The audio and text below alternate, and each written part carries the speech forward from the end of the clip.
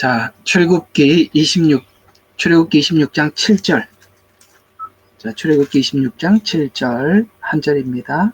다 같이 26장 7절 시작. 너는 성막 위에 덮을 것으로 염소털로 휘장을 만들되 11개의 휘장으로 만들지니라. 아멘. 자, 우리 저번 주에는 이제 15 해가지고 10폭으로 하고 그 중간에 금고리를 50개를 해라. 이렇게 해서 둘을 연결을 시켜라. 그것은 10계명이면서도 또 구약과 신약의 연결, 뭐 이런 이야기도 했고, 50개의 금고리는 오순절, 이래갖고 이제 오순절에 대한 말씀을 여러분들과 함께 나누었었죠. 오늘 여기 보니까 휘장을 몇 개라고요? 11개. 그러니까 한 개 더 늘어났죠. 그러니까 텐트를 치려고 하니까 하나는 좀 늘어나야, 하나는 제일 안쪽에 거는 짧고, 그 다음 게 조금 더 길고, 마지막 건 제일 길어야만이 비가 안 들어오겠죠. 그렇게 상상을 하시면, 그래서 11개구나. 이렇게 이해가 되실 것입니다.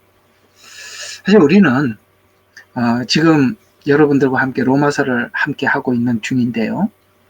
로마서에는 구원에 대한 교리가 잘 기록되어 있고, 그 중에 핵심 중에 핵심은 칭의를 설명하고자 하는데, 로마서는 참 로마서의 전부를 바쳤다 할 만큼이나 칭의를 설명을 하고 있습니다. 성화는 뭐냐? 성화는 어디서 설명하느냐? 사실은 야고보서가 성화를 설명하고 있거든요. 그래서 이게 칭의는 로마서고 야고보서는 성화인데, 우리가 성화와 칭의의 관계를 모르면, 이게 이제 쉽게 말해서 율법과 은혜의 관계를 모르면 이렇게 이제 같은 이꼴이 되는 거예요. 같은 의미가 되는 거예요. 이제는 모르겠습니다. 여러분들이 다 소화를 못하든 하든 간에 개념은 일단 장착을 해놓으면 여러분들이 되게 궁금해 하실 부분에 와서 제가 지금 한마디 툭 던진 이게 키예요. 이제 키인데 여러분들이 아직 그 단계까지 오지 못하면 그 키를 잘 모르고, 여러분들이 언젠가는 이 부분에 대해서 궁금해질 때, 맞아, 목사님이 그때 이렇게 한번 던져줬던 거지 하고 여러분들이 딱 생각을 하면 그게 딱 여러분들인데 열쇠가 되는 거거든요. 그러니까 제가 여러분들이 다 알든 모르든 간에 이렇게 한마디씩 툭 던져놓는 것은 무슨 말인지 잘 몰라도 이해가 되면 감사하지만 안 되더라도 이렇게 적어 놓으시고, 언젠가는 여러분들에게 굉장히 궁금해할 날이 오는데요. 그때 제가 던진 이 키가 탁 여는 열쇠가 될 겁니다. 어쨌든 그렇습니다. 자, 근데 로마서만 칭의를 설명을 한다면, 야고보서는 성화를 의미하는데, 여러분 아시다시피 그 루터가 종교개혁을 하면서 지금 우리 현대 신학에 큰 두 가지를 남겼어요. 우리가 믿음으로 구원을 받는다라는 어떤 행위 구원에서부터는 빠져나온 거는 확실합니다. 그래서 종교개혁은 그런 차원에서 위대했죠. 천주교의 예식적인 종교, 율법적인 종교, 형식적인 종교에서 탈피했다는 것은 엄청난 사건이긴 한데, 이제 두 가지 오류가 있었습니다. 하나는 뭐냐면 칭의의 구원에 대한 이해로 그걸 가지고 개신교가 시작된 건 맞습니다. 칭의, 그러니까 믿음으로 구원을 받는다, 이 이야기가 되지 않습니까?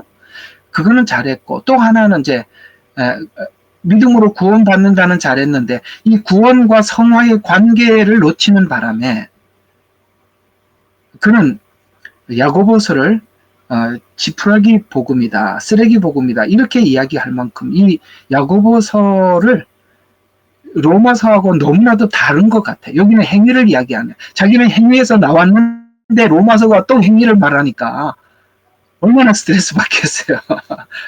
한편 이해는 가요. 그죠? 천주교는 행위 구원을 강조해 왔어요. 근데 거기서 나왔는데, 야고보서가 또 행위 구원을 이야기하는 거예요. 그래서 아예 이 야고보서는 복음서 취급을 안 할 정도로 그렇게 등회시한 바람에 성화에 대해서 오랫동안 개신교는 루터가 종교개혁한 그 신학 기조 아래서는 성화를 놓쳐버렸습니다. 그래서 자꾸 믿으면 구원받는다는 여기에 전부 다 초점이 맞춰서 성경을 전부 다 그렇게 보면 또 다시 어디로 돌아가느냐면 율법을 안 지켜서 이스라엘 백성들이 하나님 앞에 버림받았네? 그러면 우리가 율법 안 지키면 구원 못 받겠네? 이렇게 해서 또 믿음 구원으로 왔다 또 행위 구원으로 또 돌아갔어요. 왜냐하면 이 둘의 관계를 몰라서 그런 거거든요. 그러나 로마서 기초 위에 성화, 야고보서가 서 있다는 걸 아셔야 됩니다. 믿음으로 행하는 거예요. 믿음으로 행하는 거예요. 구약은 율법으로 행하는 거고 신약은 믿음으로 행하는 겁니다. 이해가 가세요? 행함은 그대로 살아있어요. 그런데 그 행함이 구약에서는 법 아래 행함이라면 신약에서는 은혜 아래, 믿음 아래 행함입니다. 그렇게 되니까 둘은 이렇게 조화롭게 됐죠. 근데 이거 하나 놓쳤고 두 번째 놓친 게 뭐냐면 로마서를 가지고 개혁을 했으면서도 로마서 9장부터 11장은 버렸어요. 이스라엘이죠. 이게 얼마나 큰 문제를 나중에 가지고 오게 되냐면 독일이 유태인들을 학살하는데 그 근거를 루터가 했던 종교개혁을 기반으로 유태인들 대학살을 시작했다는 게 놀랍지 않습니까? 그리고 대체신학으로 성경의 눈을 가렸어요. 이게 참 보면은 어떤 사람들, 지금 우리 개신교는 루터에 대해서 굉장히 높이 평가합니다. 또 칼빈에 대해서도 굉장히 높이 평가합니다. 그러나 그 당시에는 획기적인 변화는 맞습니다만 그들이 다 본 건 아닌데 그들이 완벽하게 봤다고 해왔기 때문에 지금도 예정론이 장로교단에서 신학의 기초로 쓰고 있고 그래서 이 예정론이 가지고 있는 장점도 있지만 그 문제점들은 모두가 사장이 되죠. 또 하나는 대체신학을 가지고 들어왔어요. 유대인들이 버리고 교회가 들어가는 대체되는 바람에 이 칼빈이 루터가 그렇게 했단 말이에요. 그렇게 우리가 개신교 위에 세워졌기 때문에 이 대체신학에 오랫동안 눈이 어두웠다가 이제 저희들은 그걸 제가 여러분들한테 열어서 드리고 있는 중이지만 일반적으로 교회가 이스라엘에 대해서 저처럼 이렇게 설교를 하고 이해를 하느냐? 그렇지 않는 것 같아요. 이렇게까지 활짝 안 열린다. 그게 다 누가 짜는 틀이냐? 칼빈과 루터가 짜는 틀입니다.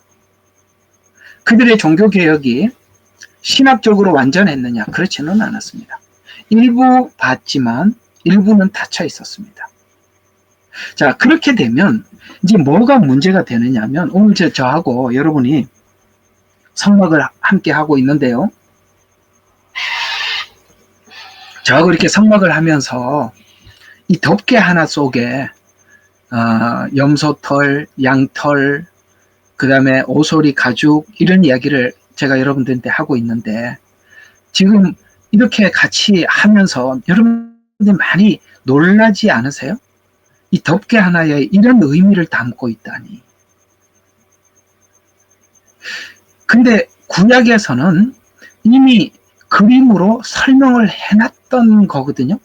그러나 구약은 아직 예수님이 오기 전이니까 다 열리지 않았어요. 구약은 예수님이 와야 열립니다. 이스라엘 백성들이 저렇게 닫혀있는 이유도 예수님을 모르니까 구약을 아무리 떠들어도 닫혀있는 겁니다. 율법을 아무리 외쳐도 율법이 말하고자 하는 의미를 모르면 법을 가지고 따질 뿐이지 그 율법을 통해서 하나님이 하고자 하는 일은 탐심이 있다. 탐심이 죄의 근원이다. 이게 율법이 하고 싶은 이야기인데 탐심을 지적하기 위해서 율법을 줬는데 율법을 자꾸 목록만 나누죠. 뭐 우상 숭배했느냐 안 했느냐, 뭐 거짓말 했느냐 안 했느냐 이렇게 나누고 앉아 있으면 그 백날 만날 가도 율법은 해석이 안 되는 것입니다. 오늘 애들이 부모가 애들 인간 만들려고 규칙을 만들죠. 어떤 규칙을 만듭니까? 테레비, 요즘 테레비는 안 보죠. 게임 하루에 몇 시간밖에 하지 마라. 이렇게 규칙을 정하기도 하고, 그 다음에 하여튼 여러 가지 좀 사람이 사람 되려면은 우리가 해결해야 될 문제가 많으니까 이런 규칙을 만듭니다. 근데 이 바보 같은 자식들은 맨날 그 규칙만 생각해요. 진짜 부모가 바라는 걸 몰라요.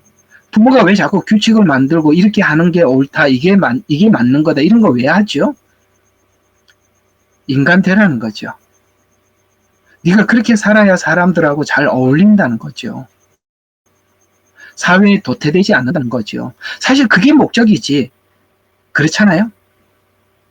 근데 애들은 했던 목록만 나 이게 했어요, 안 했어요, 이런 것만 해요. 시킨 거 했어요. 그 다음에 이거 안 했어요. 잘했죠? 이거 못했어요. 죄송합니다. 이거밖에 못하고 앉아있으면 부모가 왜 그렇게 교육을 시키는지를 모르고 앉아있으면 평생 교육을 받아도 소용이 없는 거예요. 율법을 왜 줬냐? 이거 해라 하지 말라가를 넘어서서 뭡니까? 내 마음속에 탐심이 끊임없이 죄를 만들고 있다는 걸 알게 해주기 위해서 율법을 준 거고, 율법을 목록을 따지지 말고 하나님을 사랑하고 이웃을 사랑할 때 율법은 완성이 된다. 사랑이 완성이다. 이걸 가르쳐 주려고 탐심을 버리고 하나님의 그 사랑 안에 들어와라. 이게 율법이 준 목적인데 그걸 모르고 계속 법만 따지고 앉아있으면 그 법을 준 의미가 우리에게 아무 의미가 없잖아요. 근데 제가 이제 지금 이렇게 설명을 했듯이 하나님께서 우리를 의롭게 하시고 성화되라고 하셨잖아요. 그렇게 한 이 성화를, 그러니까 칭의를 기초로 해서 우리가 하나님 앞에 성화되는 거 아니에요? 그러니까 이런 틀을 딱 잡고 있으니까 여기 있는 첫 번째 덮개, 두 번째 덮개, 세 번째 덮개가 도대체 이걸 신약에 있는 로마서하고 어떤 관련이 있는지 확 열려버리더라는 거예요. 신약하고 확 열려버리더라는 거예요. 그러니까 이런 거하고 똑같은 겁니다. 베드로가 구약은 알고 있었지만 몰랐어요. 뜻이 뭔지. 근데 예수님 십자가 사건 이후에 하나님께서, 우리가 이렇게 생각하면 안 돼요. 하나님께서 베드로에게 막 열어줘서 막 계시를 해줘서 막 가르쳐줬다. 맞아요. 계시해서 가르쳐준 건 맞는데 예수님이 이렇게 말씀하셨죠. 내가 가면 성령님이 오는데 성령님이 오시면 내가 너에게 이런 말이 생각나게 한다 그랬습니다. 그러면 예수님이 한 말만 생각이 나겠어요? 아니거든요. 베드로는 이미 기초적으로 구약에 대해서 알고 있어요. 바울도 알고 있어요. 그러면 내가 너에게 이런 말이 생각나게 한다는 말은 이미 하셨던 구약 말씀도 닫혀있던 것이 열린다는 얘기예요. 그러니까 막 서슴없이 얘기하는 거예요. 베드로가. 요엘서를 풀지 않나. 여기 성경에는 요엘서에 대한 이야기만 했다고 그러지만 사실 베드로는 요엘서뿐만 아니라 성경의 모든 이야기를 다 했습니다. 어느 정도냐? 여러분 스데반 집사 아시죠? 스데반 집사의 설교는 모세오경부터 말라기까지 한 번에 한 겁니다. 짧지만 그 성경 구약을 전체를 담고 있습니다. 무슨 뜻일까요? 그 스데반도 구약은 알고 있었습니다. 유대인들은 기본적으로 구약에 대해서 너무 박식하게 잘 알고 있어요. 그러나 구약에서 무엇을 말하려고 하는지 모르니까 그냥 이 이스라엘 사람들이 성경을 해석하는 건 너무 우스운 거예요. 여러분들 지금 바리새인들이 설교하는 데 가서 듣고 싶은 마음 1도 없지요. 왜? 헛소리니까. 모르니까. 예수님을 모르는데 이거 전부 다 웃기는 이야기 아닙니까? 그러니까 해석을 억지로 하니까 어떻게 합니까? 안식일을 지키기 위해서 그냥 엘리베이터 매게 움직이게 만들고 정말 웃기는 거예요. 우리가 볼 때는 애들 장난치는 거 장난도 아니잖아요. 그런데 그 사람들이 해석하는 걸 뭘 들을 게 있겠어요? 똑같이 교회 안에서도 이 복음에 대한 깊이를 모르면 율법적으로 아무리 설명을 해도 여러분들에게 들어봐야 의문만 더 생기죠. 이상해요. 율법을 예수님과 구약을 예수님과 연결시켜서 설명을 해주지 않으면 의문만 더 생겨요. 여러분 구약 설교 많이 들어보신 적이 있으실 겁니다. 그러나 그 구약 내용이 여러분들 모두가 기대하는 것은 뭐예요? 이 설명이 예수님 십자가와 어떤 연관이 있는가를 듣고 싶었는데 그 얘기는 안 해주고 그냥 구약 얘기로 끝내버려요. 그러니까 이거 성경 예수님 이야기를 하는데 이게 도대체 예수님하고 무슨 상관이 있는 거야? 들으면 들을수록 의문이 생긴다 이 말이에요. 근데 이런 관계를 알고 지금 1덮개, 2덮개, 3덮개, 4덮개를 하면 할수록 어쩌면 이렇게 복음하고 이렇게 연결이 돼 있나 그렇게 깜짝 놀란 거예요. 이게 그렇게 다르다 이 말이에요. 칭의와 성화의 관계를 모르거나 율법과 은혜의 관계를 모르면은 아무리 들어도 여러분들이 들어도 풀리질 않아요. 해석이 안 된다고. 근데 오늘 제가 이렇게 쭉 설명을 하는 걸 한번 들어보세요. 얼마나 놀라운 건지. 왜 이게 아니 성막 염소털 덮개로 했다는 게 그냥 염소털 덮개 하면 지나가면 되는데 이렇게 많은 얘기가 염소털 말이 잘 안 돼.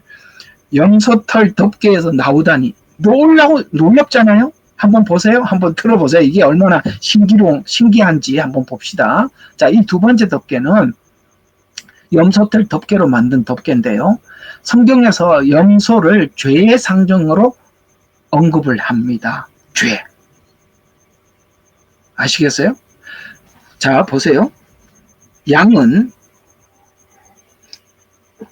속죄 제물이에요. 맞죠? 송아지도 속죄 제물이에요. 근데 염소는 조금 어떤 성격에서 다르냐면 이제 아사셀 염소가 나올 건데 죄의 상징으로 등장을 해요. 양은 속죄 제물로 들어가지만은 염소는 조금 성격이 달라요. 죄의 상징으로 등장을 해요. 자, 한번 봐요. 자, 첫 번째 덮개를 내부에 들어와야만 볼 수 있는 예수님의 완전한 생의 아름다움. 이거 한번 설명했죠? 그 안에 금빛 찬란한 곳에 7 촛대가 그 금의 빛을 내고 천장을 쳐다보니까 뭐예요? 천사들에게 의로운 그 하나님의 보좌에 천사들의 무늬가 놓여져 있고 문 입구가 그렇고, 그죠? 지성소 들어가는 커튼이 그렇고 들어와 보면 막 기가 막히잖아, 그죠? 은혜는 받은 사람만 아는 거지 밖에서는 몰라요. 우리가 왜 그렇게 기뻐하고 즐거워하고 하나님 앞에 이렇게 행복하게 신앙생활을 하고 죽음도 두려워하지 않고 이렇게 사는지 저 바깥에 있는 사람들은 모른다니까요. 우리 들어와 본 사람만 안다. 그렇게 말씀을 한번 드렸죠. 그 아름다움을 상징한다면 우리가 왜 그렇게 그 큰 하나님의 놀라운 천국과 하나님의 은혜를 이렇게 이렇게 보고 느끼고 또 이렇게 감격스럽게 살아가느냐. 오늘 이 2개의 덮개 때문입니다. 그 중간에 있는 2 덮개. 자, 그럼 한번 봐요. 가장 1, 2, 3, 4덮개가 있으면 1덮개는 안에 들어와야 보이고 1덮개, 네 번째 마지막 덮개는 바깥에서도 볼 수 있는 거라 그랬잖아요. 첫 번째 덮개는 뭐라고요? 안에 들어온 사람만 본다 그랬어요. 밖에서는 못 봐요. 네 번째 덮개는 밖에 있는 사람도 봐요. 근데 놀랍게 이 2개의 덮개, 염소 털로 그 다음에 그 양털로 한 이 2개의 덮개는 놀랍게도 보이질 않아. 밖에서도 못 보고 안에서도 못 봐. 그러나 그것은 속에 감추어져 있어요. 우리가 왜 이 큰 은혜를 받을 수 있었느냐? 여기에 예수님의 속죄와 대속이 등장하고 있는 것입니다. 양과 염소. 제사에서 배웠죠. 바로 이렇게 연결이 되는 겁니다. 지금 성막에 양을 잡아 드리지 않습니까? 그 양을 잡아 드리는 그 양의 덮개. 1년에 한 번 하는 대속죄일 날 드리는 하나님 아사셀 염소. 그 덮개가 지금 보이지 않게 겹쳐 있는 바람에 우리는 이 하나님의 큰 놀라운 첫 번째 덮개와 같은 이 찬란한 천국을 우리가 소유할 수 있게 되었다라고 성경은 이 4개의 덮개를 통해서 말씀하고 있는 겁니다. 그래서 두 번째 덮개, 염소털은 우리의 죄를 담당하시고 속죄물이 되신 예수 그리스도를 의미합니다. 유대교 속죄일 행사에서 이러한 증거들을 잘 나타내고 있는데 이게 바로 레위기 16장에 나와 있어요. 신자가 첫 덮개에 완전한 의를 이루고 아까 흰색, 그죠? 의를 이루고 자유를 얻게 된 원인은 보이지 않는 예수님의 희생 때문이었다고 그 두 덮개를 중간에다가 끼워 넣어 놓은 거거든요. 그러면 여기 염소털은 아사셀 염소를 생각하게 하죠. 그러면 대속죄일의 아사셀 염소는 이스라엘의 죄를 떠맡고 광야로 보내집니다. 두 마리의 염소를 선택을 하는데 한 마리는 속죄로 드리고 한 마리는 저 무아지경으로 그냥 광야로 보내버리는 거예요. 보내졌으며 이는 죄가 백성 가운데 완전히 죄가 되는 상징적 행위를 의미하듯이 예수님께서는 예루살렘 성 안에서 죽으신 게 아니라 성 밖 골고다에서 죽으셨습니다. 예수님은 곧 아사셀 염소를 상징합니다. 그래서 성 밖 골고다 언덕에서 십자가에 죽으시고 우리를 구원하셨어요. 자, 그럼 이 아사셀 염소를 좀 이해하려면 이 대속죄일 날 아사셀 염소를 어떻게 하는지를 네 가지 순서를 통해서 이해할 수 있는데요. 이거는 여러분들이 대속죄일 날 용키프루 때 하는 거니까 굉장히 중요한 거니까 이 아사셀 염소만큼은 정말 잘 알고 있어야 돼요. 자, 하나하나 봅시다. 첫 번째, 염소를 선택합니다. 대제사장은 두 마리 염소를 준비하고 제비를 뽑아 하나는 여호와를 위한 제물로 하나는 아사셀 염소로 선택합니다. 예수님이 마치 두 마리 염소를 준비하듯이 흠이 없는 두 마리 염소를 선택하듯이 예수님은 유무초오나대초 이렇게 한번 배웠죠. 7대 절기. 6월절 어린 양이 예수님이 성육신 하셔서 무교절, 흠 없음을 확인하죠. 어디서 확인하셨어요? 바로 뭐죠? 예수님 십자가에 죽으시기 전에 대제사장들이 예수님을 세워놓고 저에게 무슨 죄로 죄목으로 뭡니까? 심판할 것인지 그 죄를 좀 만들어라. 이래가지고 사람들이 뭐 이런저런 죄를 하죠. 이건 무슨 뜻입니까? 밤에 그것도 죄 없으신 분을 세워놓고 죄를 뒤집어 씌워 입히기 위해서. 요즘은 우리 참 요즘 그 헌법재판소에서 요즘 아주 그냥 얘가 너무 좋아, 그렇죠? 아주 헌법재판소에 있는 예수님처럼 그런 분이 한 분 계시죠. 뭐 죄를 지금 막 갖다 뒤집어 씌우려고 막 엄청 하지요. 똑같은 상황을 우리 뭐 이제 제가 설명이 굳이 필요 없이 요즘은 아주 설명하기 좋은 예가 그대로 우리가 보면 됩니다. 이건 뭘 이야기냐? 무교절. 예수님은 죄 없으신 분이라는 것을 증명하고 있는 것입니다. 뿐만 아니라 예수님을 십자가에 못 박을 수 있는 권리를 가졌던 빌라도도 사람들은 대중은 십자가에 못 박으라고 외칩니다. 그러나 이 빌라도는 뭐라고 얘기했습니까?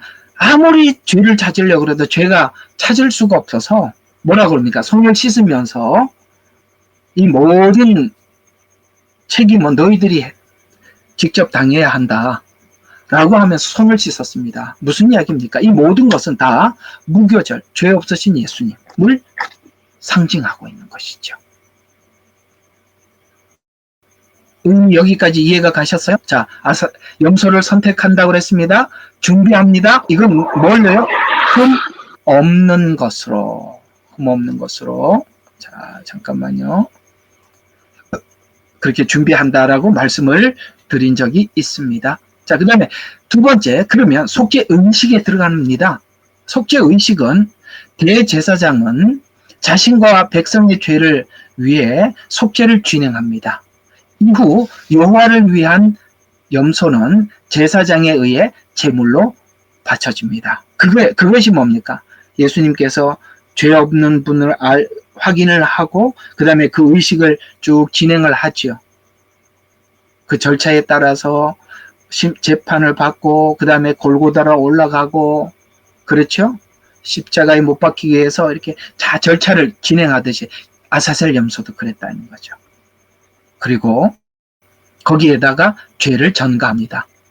여러분 예수님 사역에 우리의 죄가 모두 다 예수님께 전가되고 있는 그건 어디서 확인할 수 있을까요?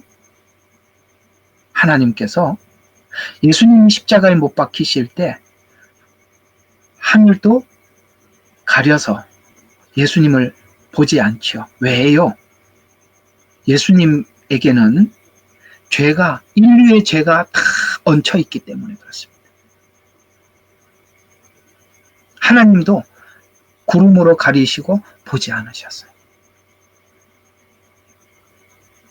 모든 죄를 거기에다 전가합니다. 그래서 그때 원래 대속죄일날 이 대제사장은 아사셀 염소 머리에 손을 얹고 이제 양은 각 개인의 죄를 위해서 하나하나 드려지지만 이 염소만큼은 자기 민족의 모든 죄들을 이스라엘 백성 모든 죄를 염소에게 전부 다 전가합니다. 예수님은 온 인류의 죄를 전가 받아갖고 가신 것이죠. 그리고 광야로 보냅니다. 골고다 언덕을 오르시고 우리를 위해서 피 흘려 죽으시죠. 그래서 한 지정된 사람이 그럴 때 아사셀 염소를 이스라엘 진영 성 밖으로 데리고 가서 버립니다. 그러면 그때 그 염소가 막 광야로 가거든요. 안 보일 때까지 제일 높은 망대 위에서 제사장이 보고 있다가 그 염소가 가다가 짐승에게 잡아먹힐 수도 있고 안 보일 수도 있어요. 근데 나팔을 불어서 이스라엘 백성들의 죄가 다 용서되었음을 선포한다고 했는데 이런 말씀은 나팔을 불어서 그렇게 했다라는 말은 성경에는 없어요. 그러나 이스라엘의 그 제사 법에 의하면 그렇게 돼 있어요. 이해가 가요? 목사님 나팔 부는 거 성경에 없다. 예, 없다고요. 없어요. 없는데 이스라엘은 그렇게 한다 이 말입니다. 그거는 노예예요. 아셨죠? 이렇게 빼놓은 겁니다. 그래서 나팔을 풀었다고 합니다. 여기까지. 자, 선정. 예수님만이 우리의 메시아가 될 수 있습니다. 아시겠어요? 예수님 위에 하나님이 선택한 아사셀 염소, 하나님이 선택한 속죄 제물 예수. 그래서 이 세상에 누구도 구원자가 될 수 없습니다. 하나님이 선택한 거. 아버지께서 나를 보냈다. 오케이? 그래서 예수님 이외의 구원을 얘기하는 거는 다 가짜 종교, 가짜 구원이 아니란 말이에요. 자, 그러면 예수님은 아사셀 염소처럼 짐 밖에 버려졌다. 마태복음 27장 46절에 보면 하나님께서 예수님을 버린 적이 있습니다. 예수님께서 세상 죄를 담당하시고 십자가에서 죄를 치르실 때 하나님은 아까 말씀드린 것처럼 외면하셨죠. 아버지여 아버지여 어찌하여 나를 버리시나이까 라고 할 만큼 버림받으시죠. 왜 그럴 수밖에 없었다고요? 온 인류의 죄가 예수님 앞에 있기 때문입니다. 아까 아사셀 염소에게 이스라엘의 모든 죄를 뭐 했어요? 전가했다고 했지 않습니까? 그래서 외면한 겁니다. 아시겠죠? 이 성경을 여러분들이 그것도 좋아요. 얼마나 아프실까? 나는 여러분들이 내가 그 감성을 존중합니다.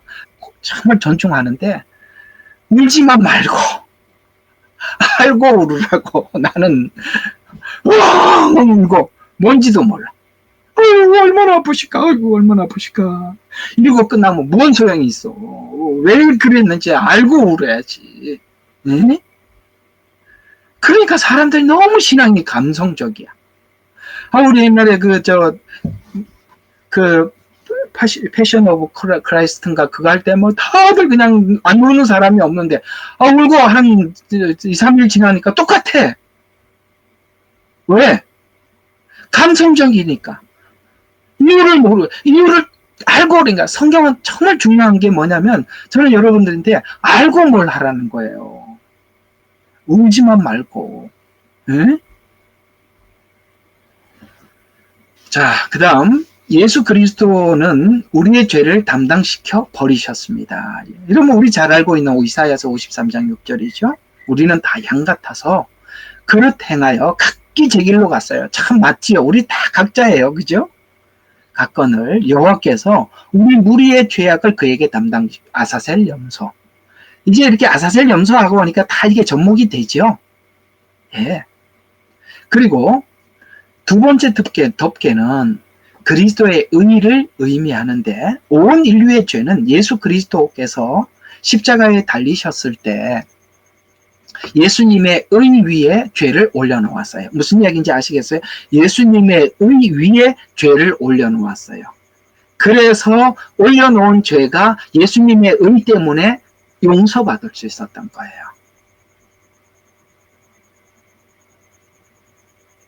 그래서 성경은 로마서에서 자꾸 그렇게 이야기하는 거예요. 더욱더라는 말이 뭐냐면, 자꾸 이렇게 더욱더라는 말이 나오잖아요. 더불어, 더욱더, 이런 말들이 참 중요한, 정말 좋은 이야기인데, 이 더불어 참, 그 안 좋은 사람들이 가져와서 쓰고 있어요. 더불어, 더욱더, 이런 게 굉장히 중요한 거거든요. 교회 이름도 더욱더 교회 참 좋습니다. 왜냐하면 은혜는 죄를 덮는 더욱더예요. 죄보다 훨씬 더 위에 더욱더라는 뜻이거든요. 그러니까 예수님의 의가 우리 온 인류의 죄보다 더 커. 그래서 덮어주신 거예요. 더욱더. 그래서 예수님의 의 위에 죄를 올려놓았어요. 예수님께서 죄를 대신해서 십자가의 죽음으로 우리 죽음으로 의롭게 되었습니다. 이게 칭의를 설명하는 거죠. 아사셀 염소와 연관을 시켜보면 이제 이게 또 이게 아사셀하고 염소하고 연결을 시키니까 이 말씀이 맞네? 이렇게 되죠. 그러니까 우리가 구약의 신약에 나와 있는 이런 교리적인 말씀들은 구약에서 있었던 실제적인 사건으로 확인이 돼야 돼. 실제적인 확인은 제사예요. 근데 신약에는 교리로만 나와 있으니까 교리에는 자꾸 다툼이 있어요. 왜? 그 다툼이 있는 것을 이 사건을 통해서 다툼이 일어나지 않도록 확인을 시키는 거야. 그러니까 구약과 신약을 정확하게 둘을 딱 일치시켜서 이해하고 있는 사람은 다툼이 일어나질 않아. 왜? 사건에서 확인이 됐잖아. 이해가 가요? 예를 들어서 법에 가서 법에서 이렇게 글로 적어놓으면 오해가 있단 말이에요. 그러나 그 오해는 그 실제 사건을 재현함으로써 글이 확고하게 되죠. 그래서 우리 옛날에 사고가 일어나면 글로 쓰죠. 일단은 조서를 꾸미죠. 그 조서를 꾸민 대로 현장 검증하러 가잖아요. 현장 검증을 실제적으로 해야 뭐가 됩니까? 꾸민 조서가 확증이 되잖아요. 증거로 채택이 되지 않습니까? 구약은 현장이에요. 신약은 그 현장에 있었던 내용을 그러니까 글로 적어 놓은 거야. 근데 이 글은 서로 간에 오해가 있을 수 있어요. 왜? 사건을 현장을 못 봤잖아. 그 현장이 오늘 이 성막 같은 거, 제사 같은 거, 절기 같은 거예요. 그러니까 고린도후서 5장 21절을 아까 여러분에게 말씀드렸던 이 아사셀 염소하고 연결을 시켜서 한번 읽어보면 기가 막힌 이야기가 나오죠. 정확하게 아사셀 염소라는 것이 딱 등장하죠. 자, 봐요. 하나님은 죄를 알지도 못하신 자로 우리를 대신하여 죄를 삼으신 것은, 아까 아사셀 염소 했죠. 안수하면서 죄를 전가했죠. 삼으신 것은 우리로 하여금 저희 안에서 뭐가 되려고? 아까 그랬죠. 의롭게 되기 위해서. 아까 첫 번째가 뭐예요? 힘겹게. 의가 되기 위해서 죄를 전가했다. 이렇게 나오는 거예요. 그러니까 이렇게 확인을 하고 나면 서로 더 이상 논쟁거리가 없어요. 왜? 사건에서 확인을 했잖아요. 이걸 아셔야 돼요. 여러분, 왜 하나님은 바울을 선택했는지 아십니까? 하나님이 바울을 선택해서 사도가 되게 한 것은 하나님의 깊은 뜻이 있어요. 그는 율법에 대해서 박식할 뿐만 아니라 열심히 있는 사람이었어요. 그러나 바울의 마음속에는 율법에 열심은 있었지만 마음에 한 곳에 뭐가 없냐면 자유가 없었어요. 뭔가가 하자가 있다는 걸 본인은 알아. 근데 예수님을 만나서 율법의 의를 버리고 예수님을 믿는 믿음의 의를 붙잡게 된 거예요. 왜냐하면 여기서 한계를 느낀 거거든요.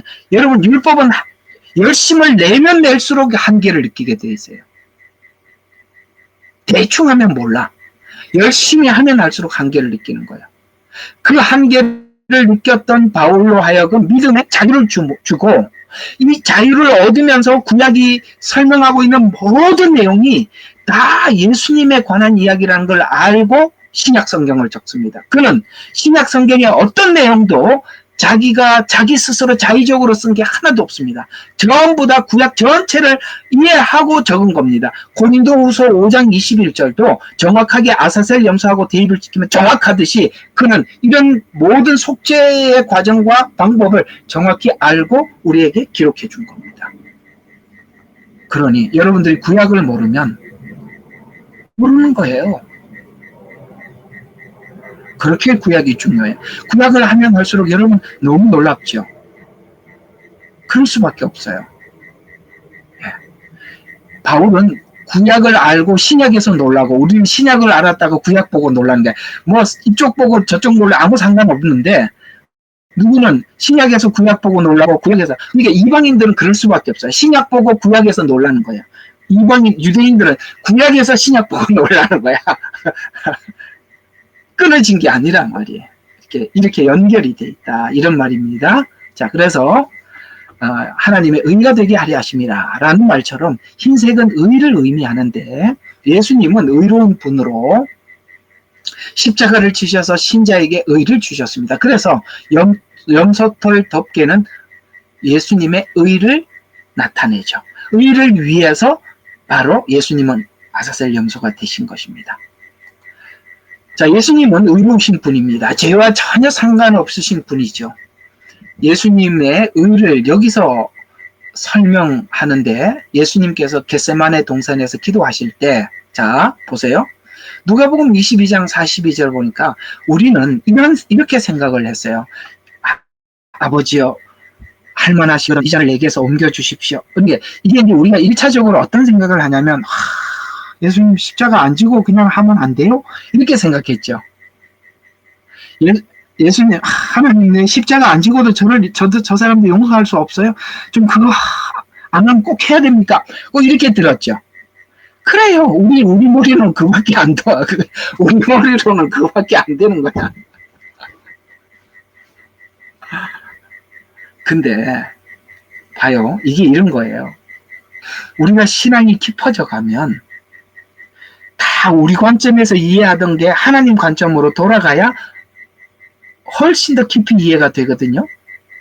그러면 이 잔을 옮겨달라는 이 말은 라고 기도하였음을 우리가 잘 알고 있는데, 여기서 잔이란 자신이 겪어야 할 육체적 죽음의 고난보다 말씀하기보다는 죄의 잔을 말씀하신 것입니다.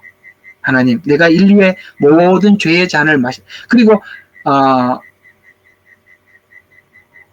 아버지여 어찌하여 나를 버리시나이까 라는 것도 이제 조금 더 한 차원 높은 데서 하자고요. 아시겠어요? 우리 조금 차원을 좀 높입시다. 이게 전에는 우리 입장에서 계속 봤다고 했잖아요. 그죠? 하나님 어찌하여 나를 버리시나이까. 그러니까 여러분들의 삶의 현장이 참 너무 힘들고 외롭고 고독하니까, 하나님 예수님도 버렸다 그러는데 나도 한번 그런 경험하는갑다. 이거밖에 못하지만 이제는 좀 높이자. 하나님과 예수님 사이의 그 수준 높은 대화를 한번 생각해 보면, 아버지여 어찌하여 나를 버리시나이까는 무슨 얘기냐면, 예수님과 하나님은 단 한 번도 그 교제의 관계가 끊어진 적이 없어요. 항상 아버지께서 말씀하시니까 하고, 그러니까 예수님과 하나님의 그 친밀함은 우리 인간이 상상할 수 없는 거예요. 그러니까 정말 사랑하는 사이는 뭐냐면, 안 보면 보고 싶고, 잠시 없어도 찾고. 그렇나? 그래서 연애 결혼을 하라는 거야. 잠시 안 보면 보고 싶고. 그러니까 어찌하여 나를 버리시나요? 대가가 하나님과 그 단절된 교제. 하나님께서 가리시고 예수님을 보지 않죠. 어찌하여 나를 버리시나이까. 이해가 가세요? 그 끊어진 상태. 그러니까 예수님이 일생을 살면서 가장 추구했던 것은 하나님과 친밀함이에요. 우리가 신앙이 성숙해지면 이 단계를 가는 거거든요. 하나님과 친밀한 관계를 유지하는 것. 그 하나님과 친밀한 관계를 유지하고 사는 사람은 가르칠 필요도 없고 충고할 필요도 없고 완성자예요. 이제 예수님 입장에서 이해를 한번 해보셨죠? 이해가 가시죠? 자, 그래서 하나님은 죄를 미워하시고 예수 그리스도께서도 죄를 미워하십니다. 그래서 세상의 모든 죄를 담당하시죠. 그러므로 주님의 의를 주신 이유는 죄와 더불어 죄를 떨쳐버리는 인생을 살라는 것입니다.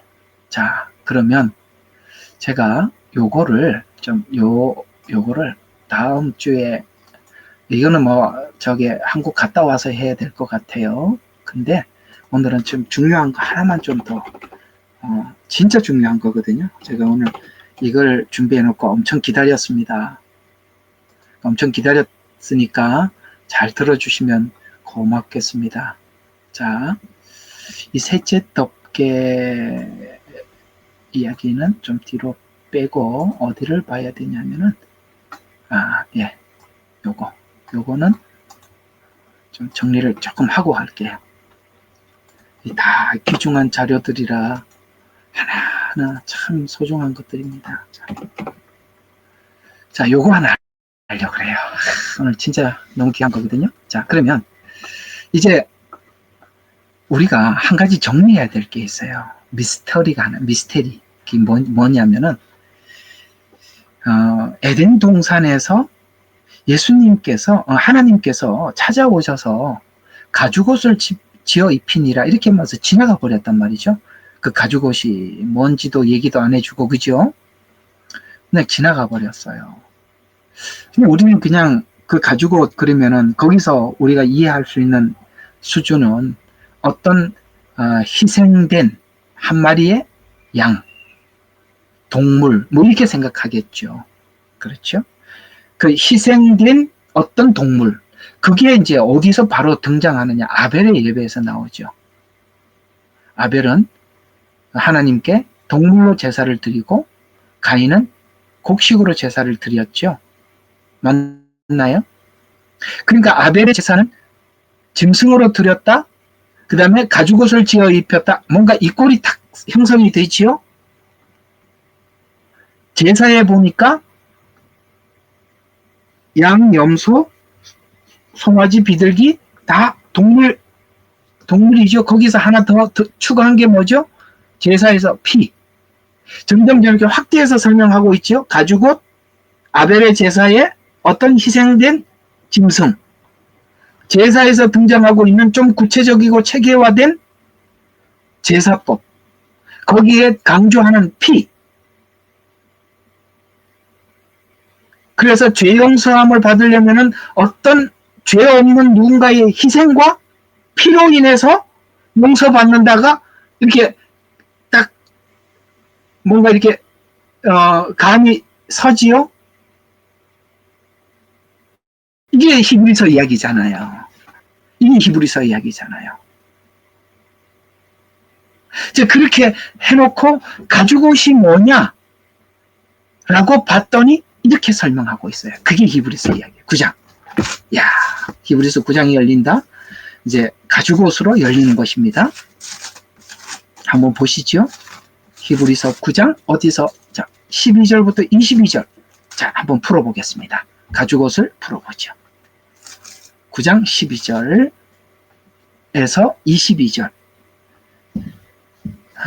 이렇게 빨리 안 나오나? 여기 있구나. 예, 찾았습니다. 9장 12절. 예, 여기서부터. 자, 염소 나오지요. 아사셀 염소 여기 나왔지요. 나왔구나.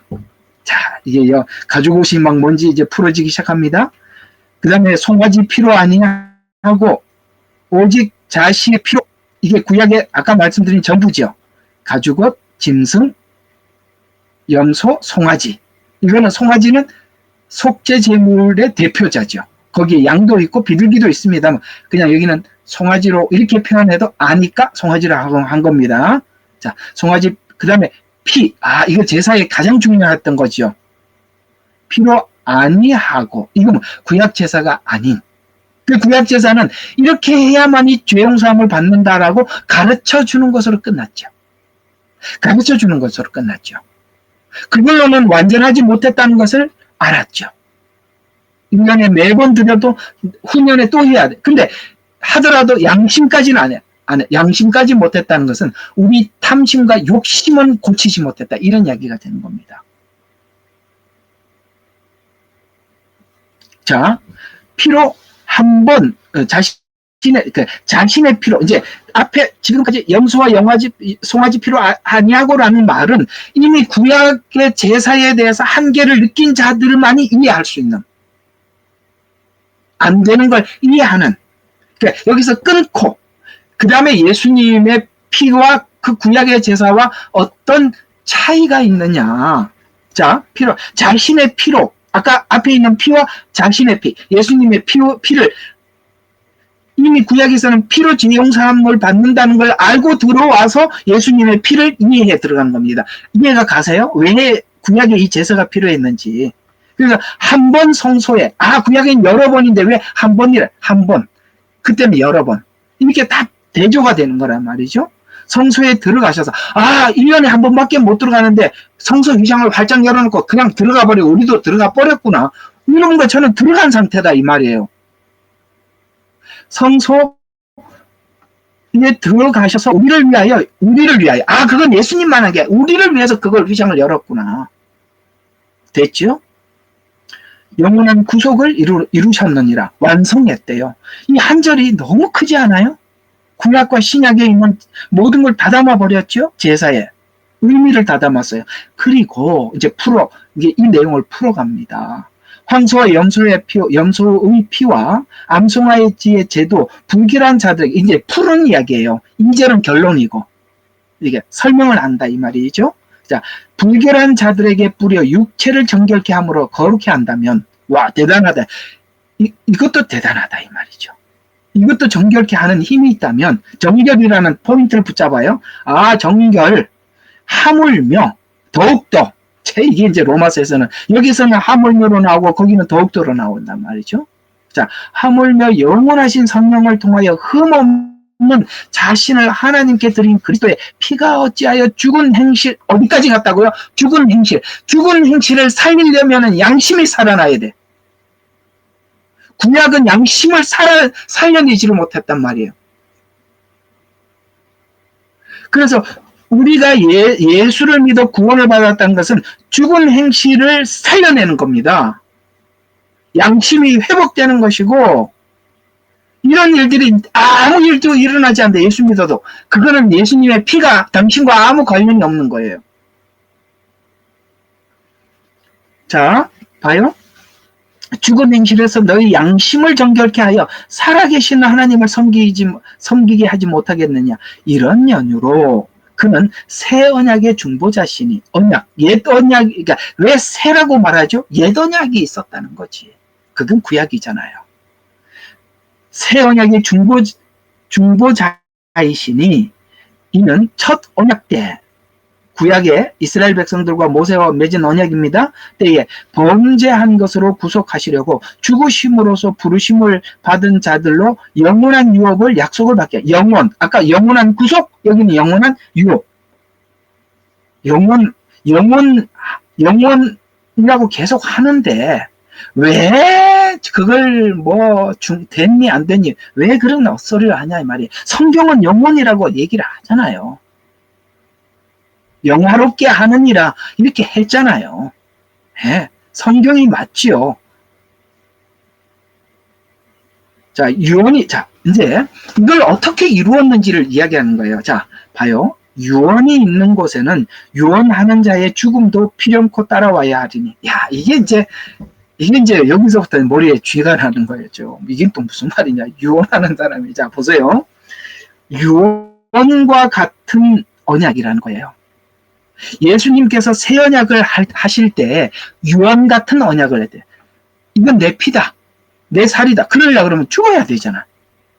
그 얘기예요. 그러면 유언을 해놓고 죽지 않으면 유언이 완성이 안 된다. 쉽게 말해서 새 언약을 해놓고 예수님이 죽지 않으면 새 언약이 우리에게 완성이 안 된다. 이 말이. 그래서 유언이라는 말을 쓰는 거예요. 이거는 나는 너희들의 죄를 위하여 흘리는 내 피니라. 유언.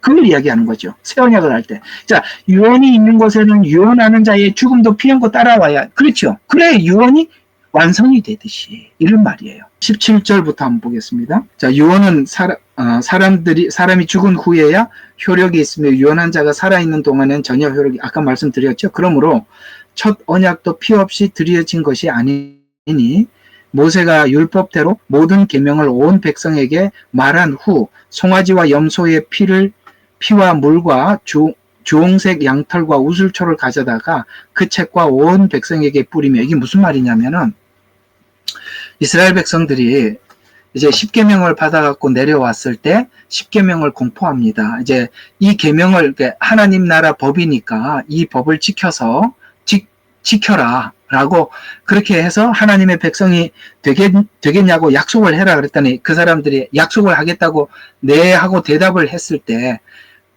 양풍이에다가 짐승을 잡아고 피를 2양풍이를 받아가지고 하나는 이스라엘 백성에게 뿌리고 반은 또 제단에다가 뿌려. 이걸 보고 피 언약이라 그러는 거예요. 이제 그걸 상상을 해보면 여기 보면 모세가 율법대로 그 계명을 온 백성에게 말한 후 송아지와 염소의 이 피와 물과 주홍색 양털과 우슬초를 가져다가 그 책과 온 백성에게 뿌리며 말하기를 이것은 하나님께서 너에게 명하신 언약의 피라 하였느니라. 더 나아가 그는 피를 가지고 성막과 섬기는 대에 가지고 쓰이는 모든 기명들에 뿌렸느니라. 율법에 의하면 자 이게 구약의 성경에 그렇게 되어 있단 말이에요. 거의 모든 것이 피로서 정결케 돼야 하느니 피 흘림이 없이는 죄사함이 없느니라. 이게 전도지에 많이 기록하는 말씀입니다만 이 내용이 우리에게 쭉 설명하고 싶은 핵심 포인트가 뭐냐면은 네가 구약 제사에 대해서 알잖냐. 구약 제사는 짐승을 잡아서 피를 흘려서 그 다음에 용서를 받았듯이 예수님께서도 이 속죄자 곧 메시아가 와서 그리스도가 와서 그분이 직접 자기가 죽으셔서 피를 흘려야 구원을 받지 않냐. 그걸 하기 위해 예수님 성찬식 때 자신이 곧 메시아임을 밝히고 유언으로 남기셨는데 실제 죽으셨고 부활하셔서 그 약속을 지켰지 않냐. 그래서 구약에 있었던 제사 동일하게 예수님은 바로 그런 속죄물로 오셔서 우리 모든 인류의 죄를 용서하셨다. 그분이 메시아다. 그러니까 이게 지금 예수님께서 내 죄를 대신해서 십자가에 죽었습니다는 신약 성경에서 말씀하고 있는 거고 우리가 이해하고 있는 부분이고 수준이라면 이 신약 성경 속에서 우리가 이해하고 있는 이 수준의 이 메시지가 오늘 여기 이 구약에서 확인되지 않으면 이건 하나의 신화가 그러니까 이걸 아셔야 돼요. 구약이 없으면 신약은 하나의 신화가 될 수 있어요. 여기는 결론적인 이야기를 하잖아요. 예수 그리스도에 관한 예를 들어서 신화 그러면 무슬림에도 어떤 신화의 주인공이 있죠. 로마 신화에도 주인공이 있는데 그게 왜 없겠어요? 그런 한 사람에 불과한. 그래서 기독교는 여러 종교 중에 한 종교가 아니라 기독교는 유일한 하나님을 믿는 이 세상에 믿음의 대상은 하나님 한 분밖에 없는 거예요. 다른 거는 전부 다 뭡니까? 사람이 만든 거죠. 신약이라는 것이 그런 거예요. 우리가 구약 성도들, 신약 성도들, 이방 성도들은 구약에 대한 이해가 없어요. 분명히 우리는 없는 건 맞아요. 없어서 신약을 가지고만 우리가 구원에 대한 이해를 하고 있는데 그게 항상 한계가 있다는 거죠. 지금 이 구약하고 이렇게 연결을 시켜놓지 않으면 사람들이 아까 말씀드린 것처럼 신약 성경이라는 건 한 권의 책이다 보니까 글이다 보니까 각자 주장이 다 달라. 구원을 설명을 해도 이 교회 가면 구원을 이렇게 설명하고 그 중에 이제 두 가지로 크게 나누어서 하나는 알미니안으로 자꾸 그걸 신학을 기조로 해갖고 자꾸 설명을 하려고 그러고 또 한쪽은 뭡니까? 예정론을 가지고 설명을 하려고 그러고 이해가 가요? 근데 구약에 있는 이 사실을 가지고 딱 가지고 들어오니까 예정론이고 뭐가 다 필요 없잖아요. 맞아요, 안 맞아요? 그래서 내가 이렇게 보면 이 신학이나 공부를 하면 할수록 손해야. 안 하는 게 나아. 성경을 배워야 돼.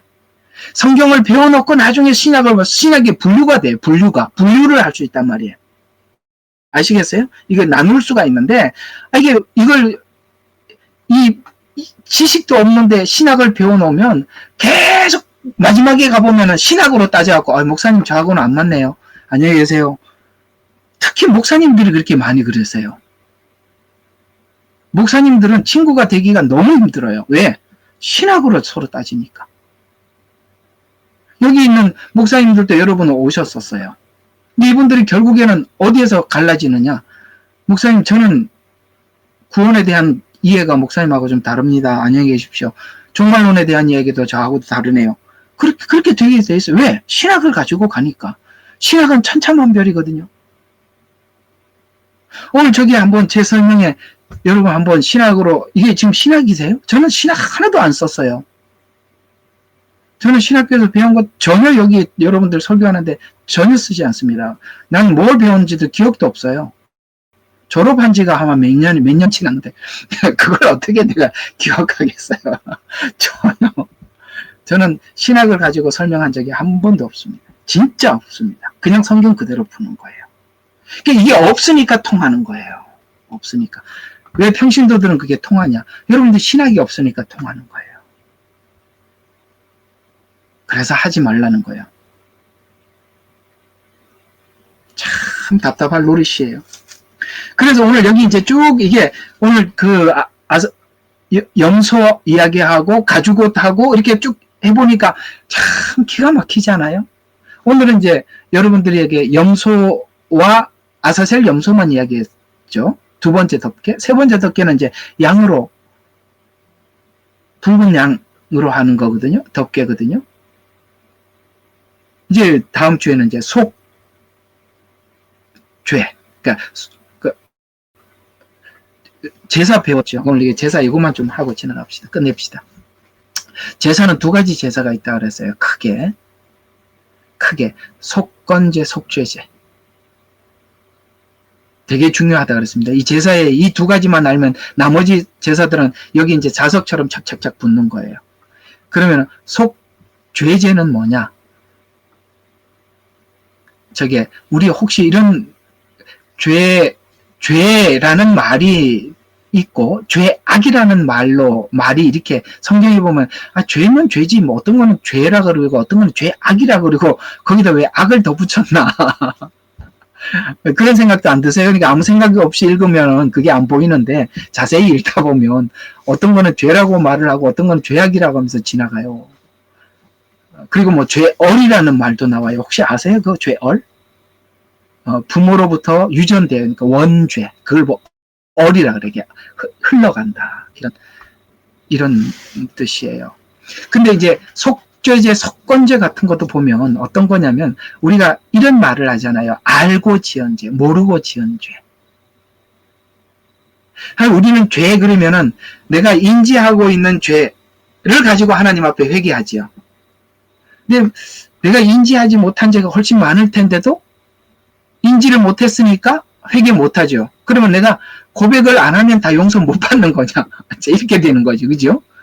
모르고 지은 죄도 있는데 하나님은 알고 있는데 나는 몰라. 그래서 죄의 종류도 그렇게 다양하고요. 또 하나는 속건죄가 있고 속죄죄가 있는데, 속죄죄는 필연적으로 하나님 앞에 필히 드려야 될 제사예요. 속죄죄. 그건 뭐냐면 내 죄 때문에 드리는 제사예요. 그런데 이제 속건죄가 있죠. 그거는 뭐냐면은 하나님이 그 받으시는, 그러니까 감사제, 서원제, 이런 것들은 하나님이 기뻐하는 제사예요. 감사하는 제사. 하나님 감사합니다. 하나님 제가 이걸 고치겠습니다 해갖고 내가 고쳤어. 그걸 하나님이 기뻐하는 제사들이야. 감사제. 근데 이거는 감사제는, 하나님이 기뻐하는 제사들은, 제사를 보면은 이 향이 하늘로 올라가. 하나님이 그 향기를 맡으시고, 이런 말씀이 나와요. 향기를 맡으셔. 근데 속죄제는 향기를 맡지를 않으셔요. 왜요? 그건 죄를 속하기 위해서 죄 때문에 드리는 제사잖아요. 그러면 이제 이게 무슨 예수님과 무슨 상관이 있느냐, 그것까지만 하고, 예수님은 속건제로 오셔서 속죄제로 드려졌어요. 이렇게 하면 이제 이 말을 이제 알아들어야 돼. 속건제, 자원에서 오셔서. 이게 빌립보서에서 나와요. 하나님 보좌를 버리시고 스스로 오셔서, 아버지 할 만하시거든 이 잔을 옮기옵소서, 내 뜻대로 마시고 아버지 뜻대로 하옵소서. 이해가 가요? 하나님이 원하는 제사를 받으시라는 것이죠. 아버지 뜻대로 하옵소서. 살아있지만 산재물로, 이게 다 감사제죠. 그러니까 예수님은 속건제로 오셨어요. 스스로 오셔서 속죄제물이 되셨어요. 스스로 오셨는데 우리 죄가 처음부터 뒤집었어요. 이거는 향기롭지가 않아. 재미있죠? 그래서 예수님의 신비함이 뭐냐면, 예수님 자신은 속건제물이면서 속죄제물이고, 그러면 또 제사장이 있어야 되잖아요. 그런데 예수님 자신이 또 제사장이에요. 그러니까 구약에 있었던 모든 제사는 누구를 얘기해주고 있는 거예요? 예수님 사역이 뭔지를 말해주려고 이렇게 구약이 두껍게 있는 거예요. 더 많잖아요. 더 신약보다. 여러분 많이 도움이 되시죠? 믿음의 확신도 생기고, 이제 뭐 더 이상 논쟁거리도 없어져가고, 궁금한 것도 사라져가고, 믿음이 뿌리 깊이 내려지시기를 바랍니다. 참 신기하네요. 아까 이게 완전히 노통이 그냥 딱 목통이 됐어요. 이게 그냥 이렇게 잠시 멈췄다 풀어지고 그런데 뭐 아무것도 안 해요. 그래서 껐다가 다시 켰어요. 껐다가 켰더니 다시 업로드 한다고 한참 시간이 걸렸습니다. 참 그런 날도 있네요.